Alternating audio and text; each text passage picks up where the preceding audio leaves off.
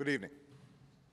Tonight, I can report to the American people and to the world that the United States has conducted an operation that killed Osama bin Laden, the leader of al-Qaeda, and a terrorist who's responsible for the murder of thousands of innocent men, women, and children. It was nearly 10 years ago that a bright September day was darkened by the worst attack on the American people in our history. The images of 9/11 are seared into our national memory. Hijacked planes cutting through a cloudless September sky, the Twin Towers collapsing to the ground, black smoke billowing up from the Pentagon, the wreckage of Flight 93 in Shanksville, Pennsylvania, where the actions of heroic citizens saved even more heartbreak and destruction. And yet we know that the worst images are those that were unseen to the world. The empty seat at the dinner table, children who were forced to grow up without their mother or their father, parents who would never know the feeling of their child's embrace, nearly 3,000 citizens taken from us, leaving a gaping hole in our hearts. On September 11th, 2001, in our time of grief, the American people came together. We offered our neighbors a hand, and we offered the wounded our blood. We reaffirmed our ties to each other and our love of community and country.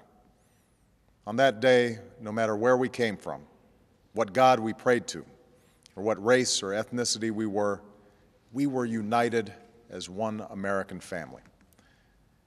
We were also united in our resolve to protect our nation and to bring those who committed this vicious attack to justice. We quickly learned that the 9/11 attacks were carried out by al-Qaeda, an organization headed by Osama bin Laden, which had openly declared war on the United States and was committed to killing innocents in our country and around the globe. And so we went to war against al-Qaeda to protect our citizens, our friends, and our allies. Over the last 10 years, thanks to the tireless and heroic work of our military and our counterterrorism professionals, we've made great strides in that effort. We've disrupted terrorist attacks and strengthened our homeland defense.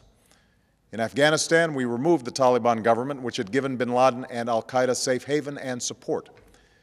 And around the globe, we worked with our friends and allies to capture or kill scores of al-Qaeda terrorists, including several who were a part of the 9/11 plot. Yet Osama bin Laden avoided capture and escaped across the Afghan border into Pakistan. Meanwhile, al-Qaeda continued to operate from along that border and operate through its affiliates across the world. And so shortly after taking office, I directed Leon Panetta, the director of the CIA, to make the killing or capture of bin Laden the top priority of our war against al-Qaeda, even as we continued our broader efforts to disrupt, dismantle, and defeat his network. Then, last August, after years of painstaking work by our intelligence community, I was briefed on a possible lead to bin Laden. It was far from certain, and it took many months to run this thread to ground. I met repeatedly with my national security team as we developed more information about the possibility that we had located bin Laden hiding within a compound deep inside Pakistan. And finally, last week, I determined that we had enough intelligence to take action and authorized an operation to get Osama bin Laden and bring him to justice. Today, at my direction, the United States launched a targeted operation against that compound in Abbottabad, Pakistan. A small team of Americans carried out the operation with extraordinary courage and capability. No Americans were harmed. They took care to avoid civilian casualties. After a firefight, they killed Osama bin Laden and took custody of his body. For over 2 decades, bin Laden has been al-Qaeda's leader and symbol, and has continued to plot attacks against our country and our friends and allies.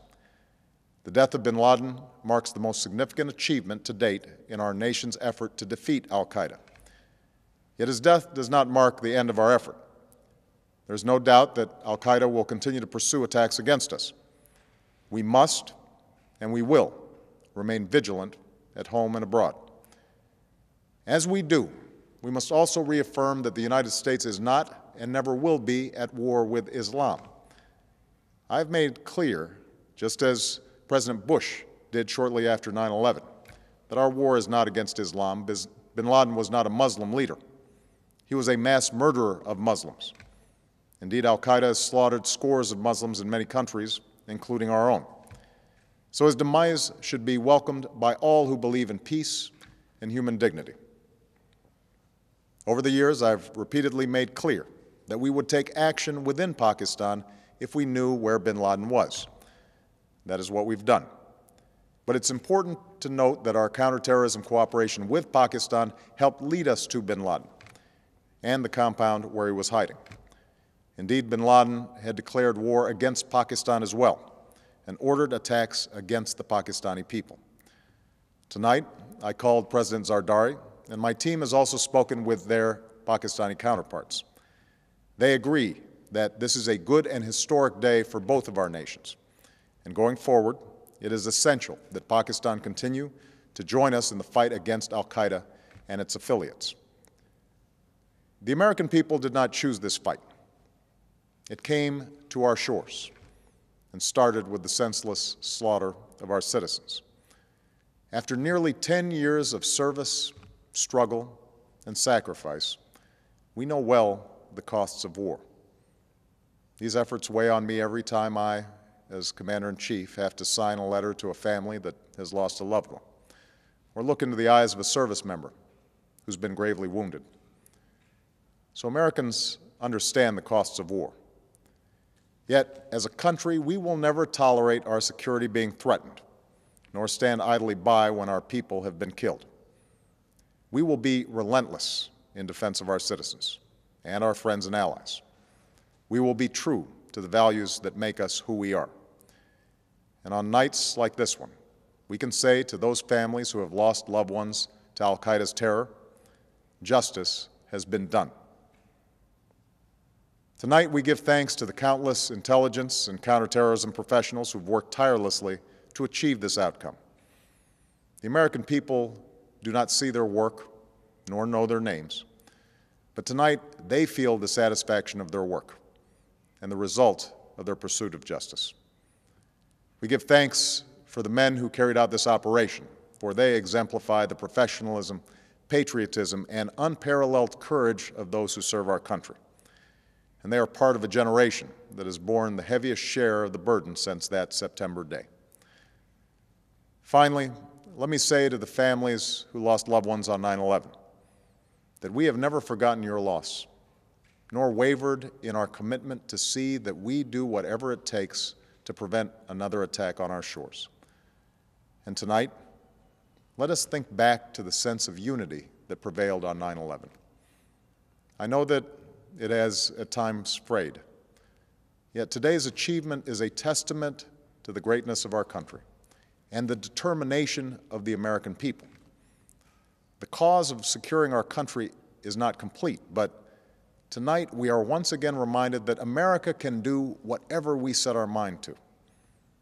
That is the story of our history. Whether it's the pursuit of prosperity for our people or the struggle for equality for all our citizens, our commitment to stand up for our values abroad, and our sacrifices to make the world a safer place. Let us remember that we can do these things not just because of wealth or power, but because of who we are. One nation, under God, indivisible, with liberty and justice for all. Thank you. May God bless you, and may God bless the United States of America.